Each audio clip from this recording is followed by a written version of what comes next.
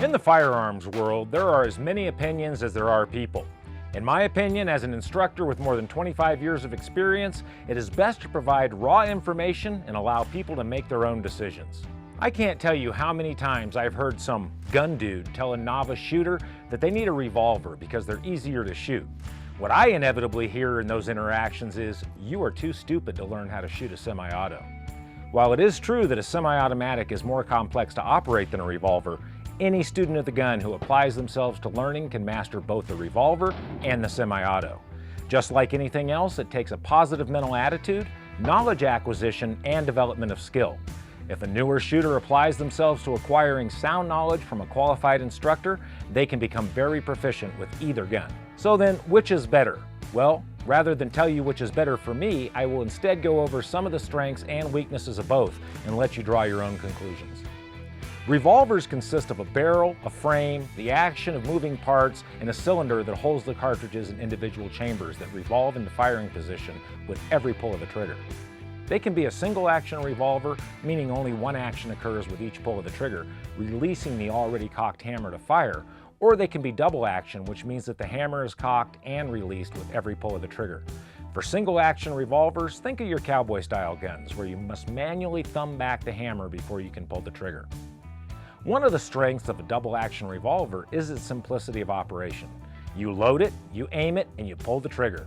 Another benefit is the long, hard trigger pull that helps reduce the likelihood of a negligent or accidental discharge. You have to mean to pull the trigger. That longer and harder trigger pull can also be a liability for those with less hand strength, as it may be difficult to actuate the trigger while maintaining a steady aim. The gun may drift as you struggle to pull the trigger. The biggest drawback to a revolver is limited ammunition capacity and length of time to reload. This reload time can be shortened by carrying and using speed loaders. Additionally, many of the smaller semi-autos on the market, like the Smith & Wesson M&P Shield, only hold 7 rounds, so a 6-shot revolver is not at that much of a disadvantage. However, this very small and compact Springfield Hellcat holds 14 rounds and takes very little time to reload. Another drawback of a revolver is weight. Most revolvers have an all-steel construction that adds ounces, which become pounds. Many of the polymer frame semi-autos on the market are much lighter and much slimmer than a revolver. This Smith & Wesson M&P revolver, and others like it in Smith & Wesson's Airweight line, use a scandium alloy to reduce weight. That can be both an asset and a liability.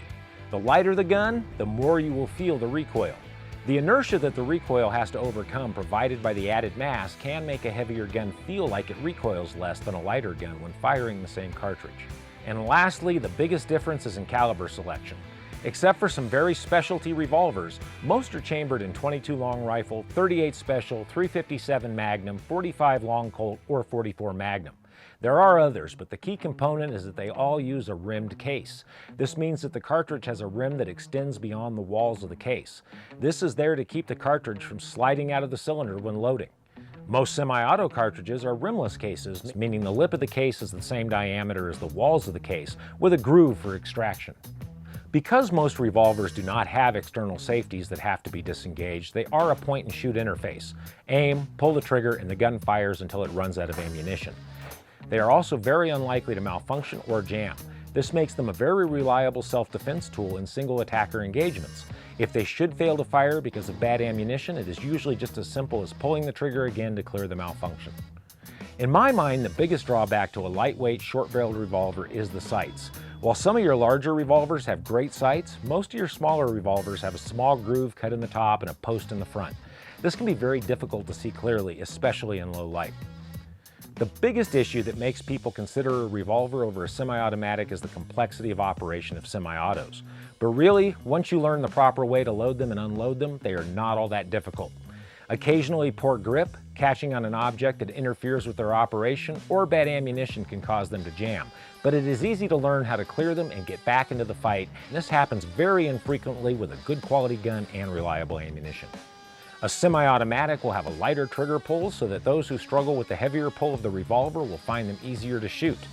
They may come in a double single action so they can fire with the hammer cocked or with the hammer down, and trigger pull will be different for each mode. They may also be a striker-fired pistol that has an internal firing pin that cocks itself with every shot. They may also have external safeties that have to be disengaged before the gun can be fired.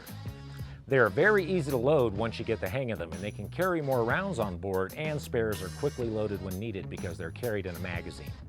The biggest downside I hear from people is that they feel they have a lack of hand strength to cycle the slide on a semi-automatic. Part of this is improper technique.